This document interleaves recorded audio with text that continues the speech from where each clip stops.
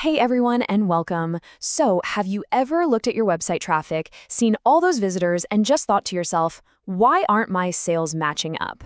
If that sounds familiar, you are in the exact right place. We're going to take all that data you're collecting and turn it into a story that actually makes sense and a story you can act on.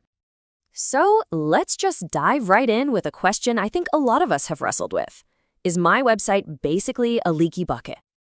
You know the feeling, right? You're doing all the hard work to get people in the door. Your traffic is looking good, you're getting clicks, but when you look at the bottom line, the sales numbers just don't reflect all that effort. It can be so frustrating. Well, that's exactly what we're here to do today. Think of this as a diagnostic mission. We're going to go on a hunt to find those leaks, and more importantly, figure out how to patch them up. Let's get into it. All right, first stop on this journey. Before we can find a cure, we have to understand this symptom. We need to know exactly what we're dealing with, and it all starts with one single core number. And that number? It's your overall conversion rate. Now, that sounds technical, but it's super simple. It's just the percentage of people who visit your site and actually do the thing you want them to do. Like make a purchase or sign up for a newsletter. And for a lot of businesses, that number looks a little something like this, 2%. Yeah, it can feel kind of low, maybe even a little disheartening, but here's the thing. It's a super common baseline, and for us today, it's our starting point. This is the number we're going to get to work on. Okay, so we know the symptom, that 2%. Now let's find the cause. Our first tool for this is the customer funnel. This is what's going to help us pinpoint exactly where people are dropping off.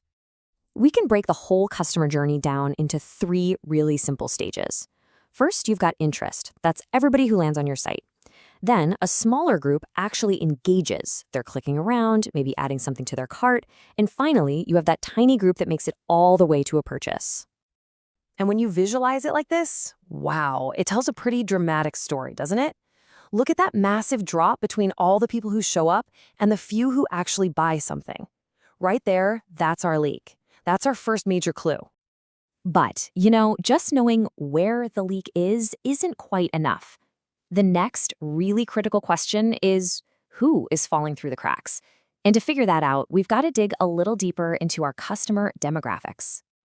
And this is where things get really interesting, because it shows just how different your customers are. I mean, check this out. The conversion rate for your 25 to 34-year-olds might be a solid 3.5%, but for the 18 to 24 crowd, it's only 1.1%. That's a massive difference, right? And it starts to tell a story. Maybe one group has more money to spend, or maybe your product just fits their life better. These aren't just numbers anymore. They're people. So when we isolate that best performing group, we get a crystal clear snapshot of our ideal customer. This chart is basically a giant flashing sign telling us exactly which age group is hitting that buy button the most. Now we have a clear target. Okay, so we've been looking at what's already happened. Now it's time to look forward.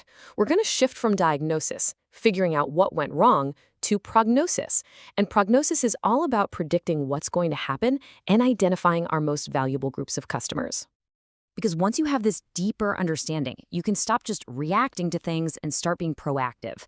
We can use predictive analytics, which is really just a fancy way of saying we're using the data we already have to make smart guesses about the future, to focus our energy where it's going to have the biggest impact. This lets us sort our audience into 2 really important buckets. Over here, we have our highest performing segments.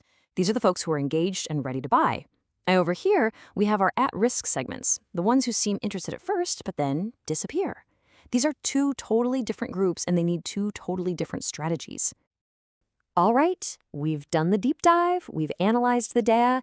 Now for the best part, turning all of these insights into a real concrete plan of attack. This is your prescription for growth. So the takeaway here is huge. We can now make incredibly specific, data-driven decisions.